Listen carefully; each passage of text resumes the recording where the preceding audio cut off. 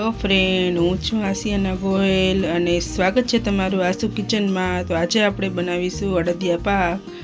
એ અડદિયા પાકની સામગ્રી જોઈ લઈએ। તો આપણે લીધું છે દૂધ, ખાંડ, અડદનો લોટ, ઘી, કાજુ બદામ। હેલો ફ્રેન્ડ, સ્વાગત છે તમારું। હું છું આસિયાના ગોહેલ અને સ્વાગત છે તમારું આસુ કિચનમાં। અને આજે આપણે બનાવીશું અડદિયા પાક। તો પહેલા આપણે ઘી લઈ લેશું।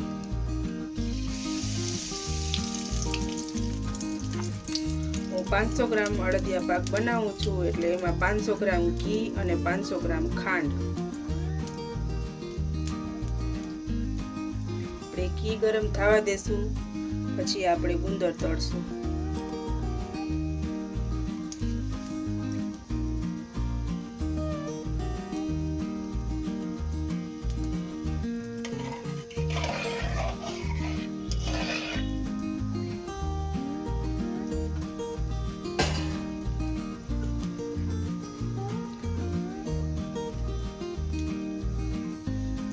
આપણું ઘી ગરમ થઈ ગયું છે, એટલે હવે આપણે ગુંદા તળી લેશું।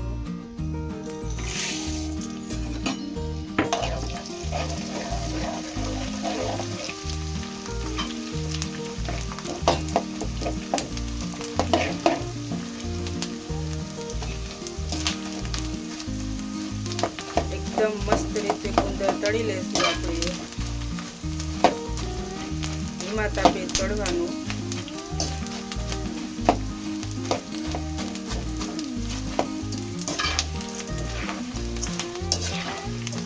તળાઈ ગયું છે।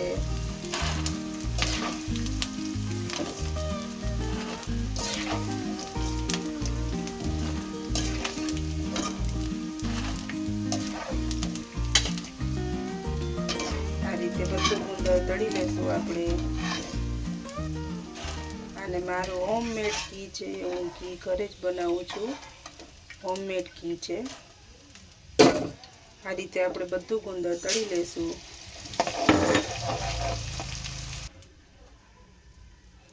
તો આપણું ગુંદર બધું તળાઈ ગયું છે, અને હવે આપણે હજી થોડું ઘી નાખી દેશું।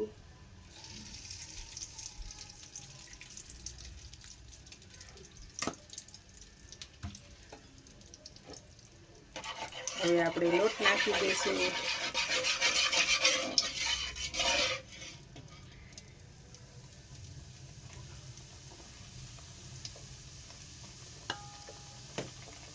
હવે આપણે લોટને ચલાવતા જશું।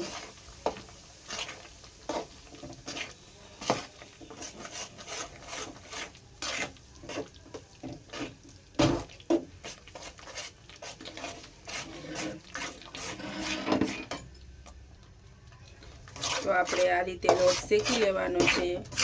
લોટ એકદમ ગોલ્ડ બ્રાઉન કલરનો આવે ને ત્યાં લગી શેકવાનો, અને હલાવતા રહેવાનું ચમચાથી, એટલે લોટ તળીએ ચોટે નહીં। અને ગેસ છે ને મીડિયમ રાખવાનો।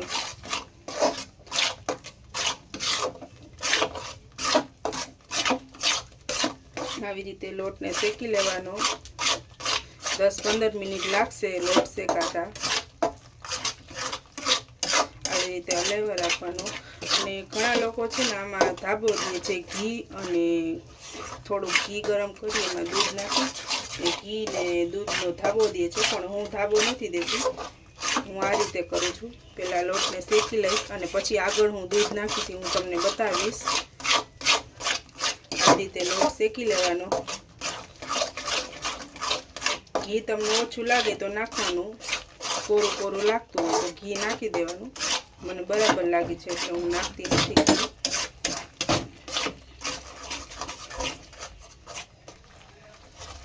કન્ટિન્યુ આ રીતે લોટને હલાવતા રહેવાનું કે નીચે તળીએ ચોટે નહીં।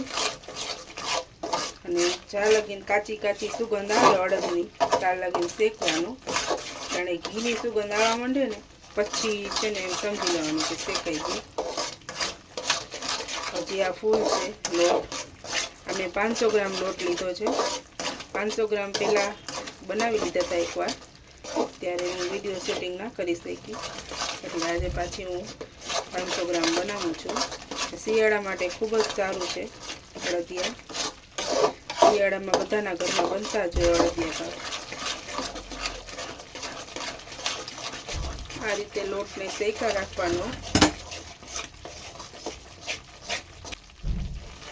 જોઈ શકો છો થોડોક કલર ચેન્જ થવા માંડ્યો છે, પણ હજી પરફેક્ટ નથી થયો, હજી એને શેકવું પડશે. થોડો કલર ચેન્જ થાય છે. તમને ખુશ્બુ પડે એની અલગ અલગ ખબર પડી જાય, સુગંધ આવશે ને એટલે તમને આ પૂરી ખબર પડી જશે કે હવે લોટ શેકાઈ ગયો છે. મીડિયમ ગેસ ઉપર જ શેકવાનું, ચોટે નહીં, અને સતત ચમચો તો ફેરવવા જ રાખવાનો.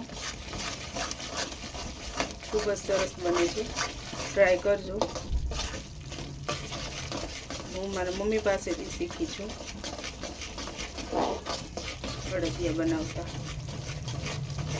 ખૂબ જ સરસ બને છે. તમે જોઈ શકો છો, જો કલર ઘણો કણખરો ચેન્જ થઈ ગયો છે.